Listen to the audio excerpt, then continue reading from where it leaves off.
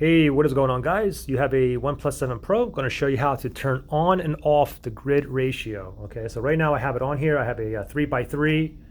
So once you put it on, it's going to show up under video, photo, portrait, all down the line. Okay, even if I go to photo here or a video here, even if I go into the selfie mode, the grid's going to show there as well. Okay, so first thing is just go ahead and swipe up, go to your camera settings. So just swipe up from the middle like that.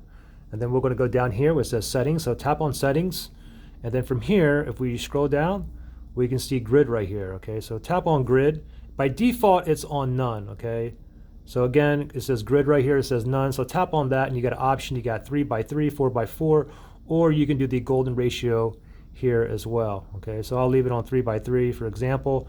And then we'll go back to the camera here. Again, it's going to show under photos, portrait, all down the line. Okay, and the same thing even with selfie mode too. You're still going to see the grids on there as well. So pretty simple. Any questions, just comment below. Thanks for watching, guys.